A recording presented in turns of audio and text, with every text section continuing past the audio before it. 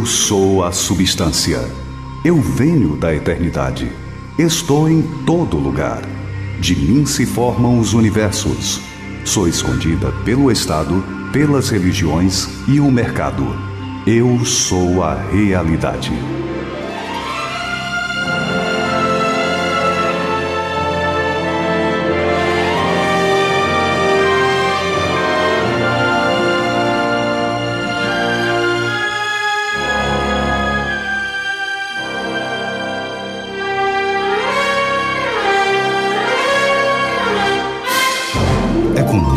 Alegria que mais uma vez nos encontramos para mais uma apresentação do programa Realidade, cujo objetivo é a fundação do Estado cidadanista, sem o qual não será possível sairmos da crise pela qual passam os estados nacionais atuais. Qualquer esclarecimento acerca do que aqui falamos poderá ser tratado por contatos telefônicos nos telefones 9977 5874, 253-3515 e 9102-2337. A incerteza é má conselheira. Se você deseja receber artigos ou outras publicações cidadanistas, mande o seu endereço eletrônico para o Movimento Cidadanista Internacional. Nosso e-mail é cidadanismo@ig.com.br.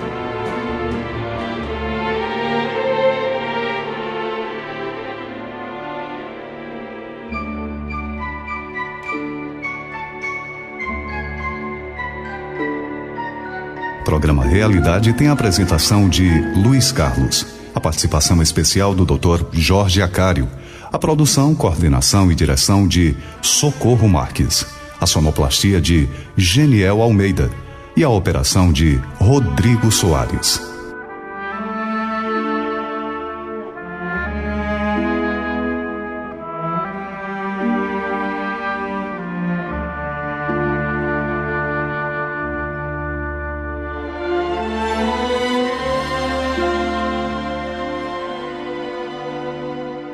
Vamos agora à explicação do que vem a ser cidadanismo. Cidadanismo é a reciclagem da realidade que está sendo fragmentada e virtualizada pelo mercado.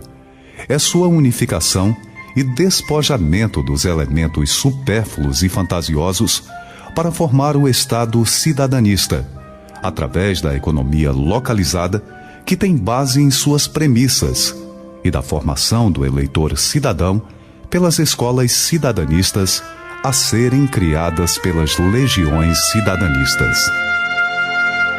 Capitalismo e socialismo não possuem existência material, são apenas teorias.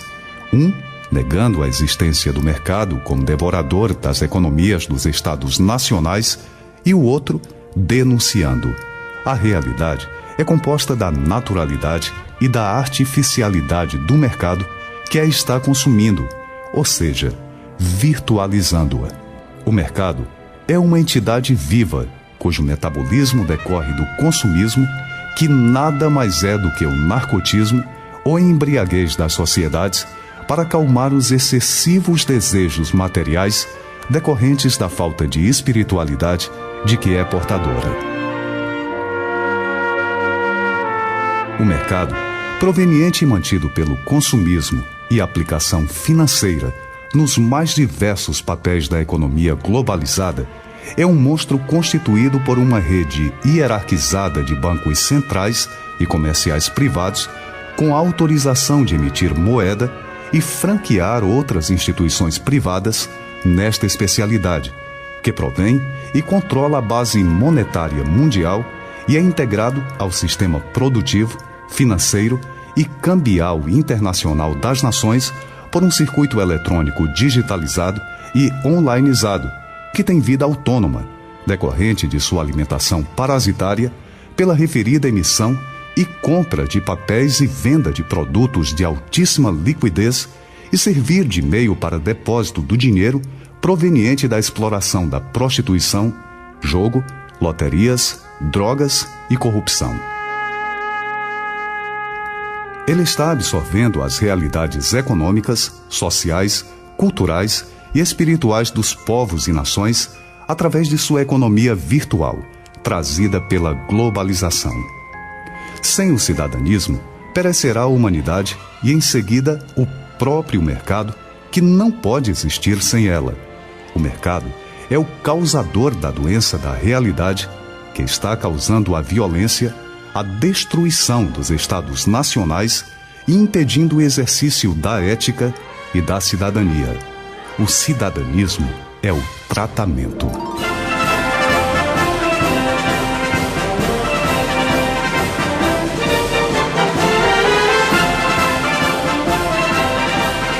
Estamos com o programa Realidade.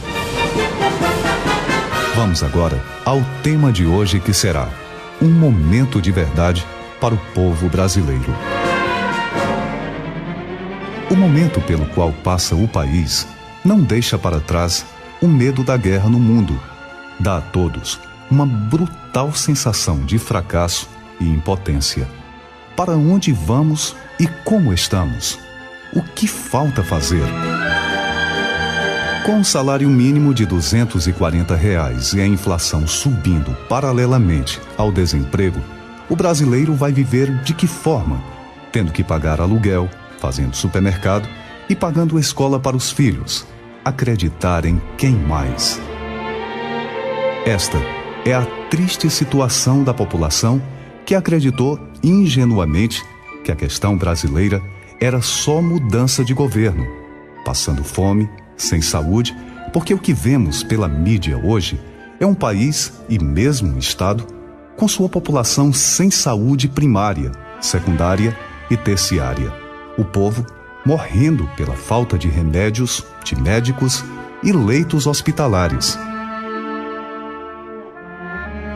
Sem emprego e muitas vezes sem receber o seu próprio salário, vivendo a violência dos dias atuais, realmente não nos faltava mais nada para acontecer. Um aumento de salário mínimo que mais se parece uma ajuda do Fome Zero, quando os salários públicos são aumentados apenas 1% após 8 longos anos de um salário corroído pela inflação.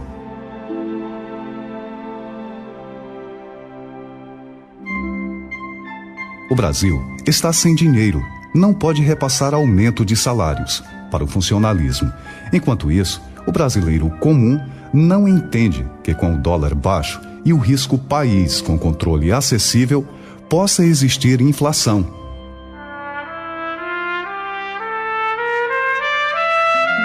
Ela está aí, nos postos de gasolina, nas prateleiras de supermercados, nas lojas, farmácias e até mesmo no mercadinho.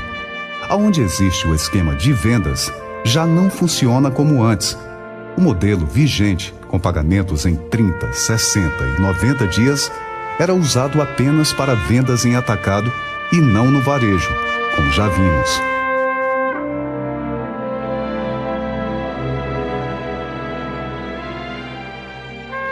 A cobrança de aposentados de serviço público é uma cobrança muito polêmica.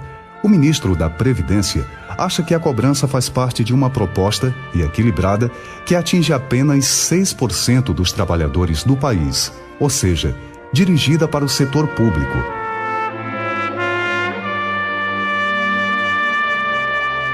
Os participantes do INSS não terão qualquer tipo de impacto negativo no ponto de vista da sua aposentadoria. O governo está buscando equilíbrio no sistema dos servidores públicos, que é desequilibrado tanto na União quanto nos estados e municípios. Portanto, a cobrança dos inativos a partir de um patamar, que já é o mesmo da isenção do imposto de renda, já é quase certo. Somando a violência diária que assistimos pelos vários programas de televisão, o presidente Lula se referiu pela mídia ao Poder Judiciário como sendo uma caixa preta.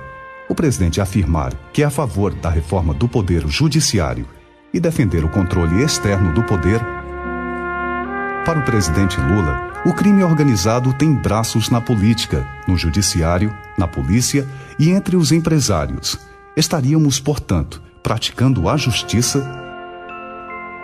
A OAB divulgou nota lembrando que é favorável ao controle externo do Poder Judiciário e que os advogados passem pelos detectores de metal ao entrarem nos presídios.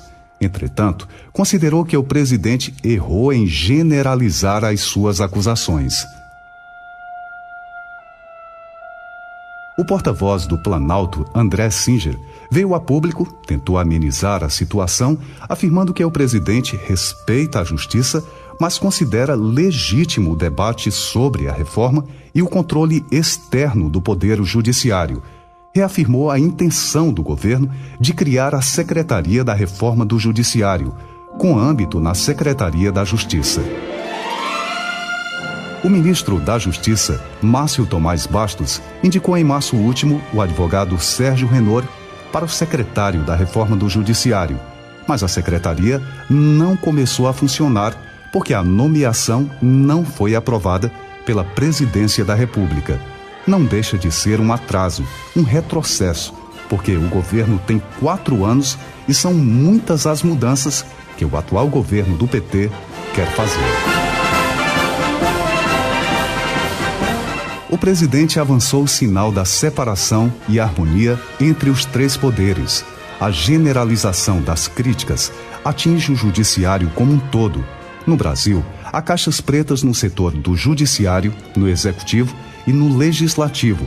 E isto, sabemos, é grave e indesejável. Também só pode ser corrigido por ação, não através de palavras. A fala presidencial com este ataque à justiça, um dos pilares da democracia, extrapolou os limites do executivo e acabou vazando para o palanque.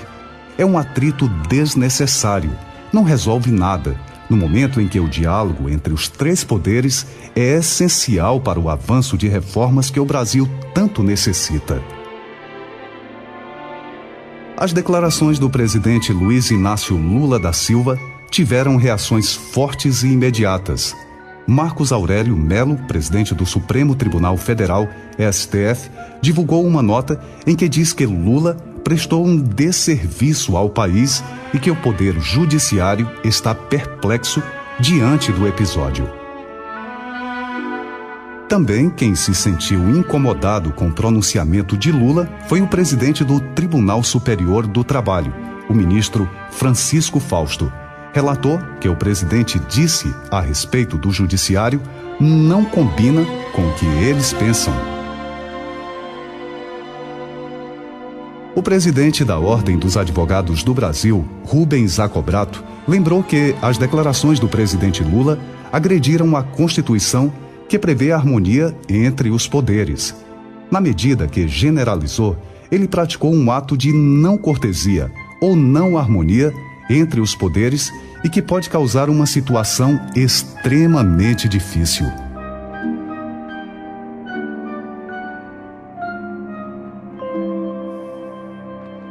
A crítica mais contundente veio da Associação de Magistrados do Brasil.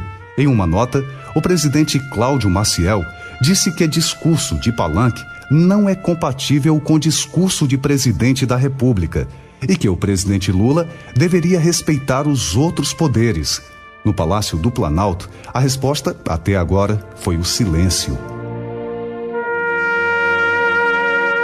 O presidente fez a acusação durante o lançamento oficial do SUSP, Sistema Único de Segurança Pública, em Vitória, no Espírito Santo, mais um dos projetos do seu governo, e já anuncia a liberação da primeira parcela, no total de R$50 milhões para investimentos na Secretaria de Segurança do Espírito Santo. Controle externo é uma coisa mais discutível, relativamente ao Poder Judiciário.